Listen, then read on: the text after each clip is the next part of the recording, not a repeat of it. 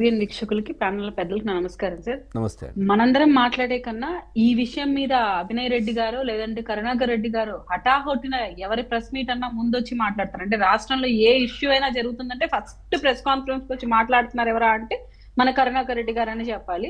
అటువంటి వారు ఈ రోజు ఇంత ఎత్తున వాళ్ళ కార్యవర్గము ఆయనకి ముఖ్య అనుచరులుగా ఉన్న వ్యక్తులు ఇలాంటివి చేస్తున్నప్పుడు ముందుగా వాళ్ళు వచ్చి స్పందిస్తే మాత్రం చాలా బాగుండేది. కానీ ఎందుకు స్పందించట్లేదు అంటే ఇంకా చెప్పుకోవడానికి ఏమీ లేదు కాబట్టి సైలెంట్ గా ఉన్నారని మనం క్లియర్ గా అర్థమవుతుంది. టీటీడీ ఇష్యూస్ లో కానీ ఇతరితర ఇష్యూస్ లో కానీ ఎవరైనా ఎక్కడైనా జరిగితే కానీ ముందు స్పందిస్తారు. సొంత కాన్స్టిట్యుయెన్సీలో నీ ముఖ్య అనుచరుడు అనిల్ అనే వ్యక్తి ఇంత దాష్టికానికి పాల్పడుతున్నప్పుడు అభినయ్ రెడ్డి గారు కానీ కరుణాకర్ రెడ్డి గారు ఎందుకు మౌనం వహిస్తున్నారు? అన్ని చూపులు మీ వైపే చూపిస్తూ మీ అనుచరుడు ఇంత కిరాతకానికి పాల్పడుతున్నప్పుడు ఎందుకు మాట్లాడలేకపోతున్నారు?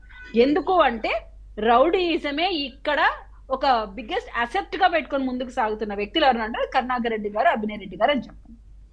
మాకు ఆస్తులు అంటే రౌడీయిజం, మా పార్టీ అజెండా అంటే రౌడీయిజం, మేము ఎవరన్నా ఎలా అట్రాక్ట్ చేస్తామా అంటే రౌడీయిజం అనే ముసుగు చూపించి దాని నుంచి భయపడి అంటే అధికారంలో ఉన్నా లేకపోయినా మేము రౌడీయిజంతో కంట్రోల్ చేయగలుగుతాము, మాకు వ్యతిరేకంగా ఎవరిని కూడా మాట్లాడించలేము, ఆ సత్తా మాకుందని మళ్ళీ చాటుకుంటున్నారు.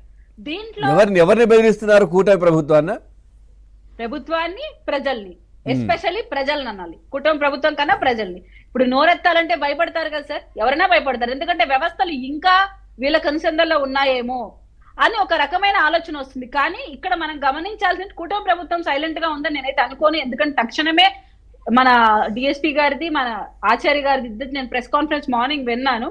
ఖచ్చితంగా మేము అనుకునేదంటే అటువంటి విధంగా అయితే పోలీస్ డిపార్ట్మెంట్ లేదు, వాళ్ళని అరెస్ట్ చేశారు. అలాగే పవన్ పెద్దలు ఏదైతే స్టేట్మెంట్ ఇచ్చారో దానికి అనుగుణంగానే కేసు ఫైల్ అయ్యి ఉంది. సో ఇక్కడ ఒకడైతే తప్పించుకున్నాడంటే అతను మాత్రం దొరకట్లేదు కాబట్టి అతని కోసం మేము వెయిట్ చేస్తాం. అతను కూడా దొరికితే అతని దగ్గర నుంచి కీలక ఇన్ఫర్మేషన్ తీసుకోవడానికి ఉన్నాము అని కూడా వాళ్ళు క్లియర్ గా మనకి ఇన్ఫర్మేషన్ ఇచ్చారు. అలాగే హోమ్ మినిస్టర్ గారు కూడా ఎలా స్పందించారో మీరు అందరు చూశారు. సో ఇక్కడ కూటమి పెద్దలు భయపడతారు అని కాదు, ప్రజల్ని భయాందోళనకు గురి చేయాలి. మేము వ్యవస్థల్ని మేనేజ్ చేయగల సత్తా మాకుంది, మా కార్యవర్గాన్ని మేము కాపాడుకోగలుగుతామని ఇండైరెక్ట్ మెసేజ్ ఇస్తున్నారు. ఎందుకు మరి స్పందించట్లేదు? ఎందుకు మాట్లాడటం లేదు జగన్మోహన్ రెడ్డి గారు కానీ ఆయన క్యాడర్ కానీ? అంటే రౌడిజం చేస్తేనే అటువంటి వాళ్ళు ఫ్యూచర్ లో మీరు గమనిస్తే ఈ అనిల్ని కూడా పరామర్శించారు జగన్మోహన్ రెడ్డి గారు, వచ్చినా ఆశ్చర్యం ఏం లేదు.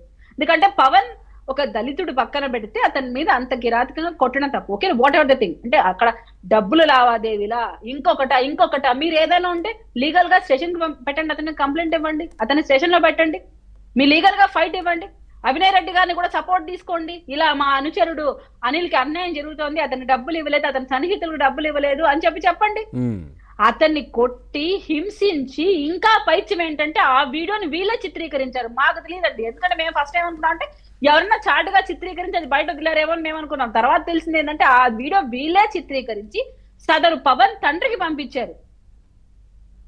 చూడు, అంటే 40 రోజులుగా ఒక వ్యక్తిని హింసిస్తూ అతని తాలూకు వీడియోలు కూడా పంపిస్తున్నారంటే ఎంత డైరెక్ట్ మెసేజ్ ఇస్తున్నారు అంటే మేము కంట్రోల్ చేయగలుగుతాము, మాకు తెలుసు ఎలా రౌడిజం చేయాలో అని. ఇది ఎక్కువ కాలం సాగదు. గత తాలూకు మూలాలను ఇంకా వీళ్ళు మర్చిపోలేక ఇలాంటి ప్రయత్నాలు చేయడం వల్ల వీళ్ళే విషపు బీజాలను నాటుకుంటూ పోతున్నారు తప్ప ప్రజలైతే గమనిస్తున్నారు. ఎవరైనా ఇట్లాంటి రౌడిజాన్ని నేను ఎంకరేజ్ చేస్తానా, మీరు ఎంకరేజ్ చేస్తారా? గతంలో కూడా ఇలాగే ఎలక్షన్ టైంలో క్యాంపెయినింగ్ జరుగుతున్నప్పుడు కూడా ఇలాంటి అల్లరిమూకల్ని పంపించి అక్కడ అల్లర్లను సృష్టించి భయాందోళనకు గురి చేసి క్యాడర్ని బలహీనపరిచే ప్రయత్నం చేశారు కూటమి నాయకులు వస్తుంటే. సేమ్ నేను టీడీఆర్ బాండ్లలో నేను వాయిస్ రైజ్ చేస్తే అప్పుడు నా మీద వ్యక్తిగతంగా ఎంత నీచమైన పోస్టులు రాసి పెట్టి ఏకంగా చెత్త సైట్స్ లో కూడా నా పిక్స్ పెట్టి ఫోన్ నంబర్ పెట్టారు. సో వీళ్ళు ఎవరికి కూడా వదిలిపెట్టట్లేదు. కానీ ఇక్కడ ఏంటంటే మెయిన్ పర్సనాలిటీస్ బయట రారు. ఎక్కడ మా అనుచరులు, మా సింపథైజర్స్ అని వీళ్ళు ముందుకొచ్చి వీళ్ళు మా మీద విషం చిమ్మే ప్రయత్నం చేసి కూటమి నాయకుల్ని ఇబ్బంది పెట్టే ప్రయత్నం చేస్తారు. కానీ మేము ఒకటే చెప్తున్నాం, ఎక్కువ కాలం ఇవి సాగవు. 2 రోజులు మళ్ళీ బయటికి వస్తాం, మళ్ళీ ఇంకా ఇబ్బంది పెడతామనే ధోరణిలో వీళ్ళు ముందుకు సాగుతూ గత కొన్ని రోజులుగా మనం చూస్తున్నాం. అరెస్ట్ అవ్వడం బయట రావడం ఇలాంటి జరుగుతున్నాయి కదా, మాకేంటి అనుకుంటున్నారేమో. కానీ గమనిస్తూ ఉన్నారు, కుటుంబ పెద్దలు గమనిస్తూ ఉన్నారు. మేము మా మంచితనం మీకు చేతగాంతనంగా భావిస్తే రాబో రోజులు ఎలాంటి చర్యలు తీసుకోవాలో కూడా మాకు తెలుసు. తిరుపతి ఒక పుణ్యక్షేత్రంలో మీరు ఇలాంటి రౌడీజాన్ని ఎంకరేజ్ చేసే పనులు చేస్తామంటే ఎవరు తిరుపతి స్థానికులైతే ఊరికే ఉండరు కదా. పవన్ అనే వ్యక్తి ఈ రోజు ఎలా దేవుడే ఈ వీడియో బయట పెట్టించాడని చెప్పాలి నిజంగా. లేకుంటే వీళ్ళు వీడియో తీయకపోతే అతను 40 రోజులు కొట్టినా 50 రోజులు కొట్టినా సంవత్సరం రోజులు కొట్టినా వరకు బయట వస్తుంది. కానీ ఇప్పుడు నిజంగా అంటే ఏం జరగద్దు, ఆయన బాగానే ఉండాలి సేఫ్ గా, కానీ ఇప్పుడు ఎక్కడున్నారో తెలియదు కదా, అది కదా ఆందోళన. ఏం చేశారనేది పోలీసులు తక్కువ అంచనా వేయకూడదు. మనం ఖచ్చితంగా వాళ్ళు ఫైండ్ అవుట్ చేస్తారు.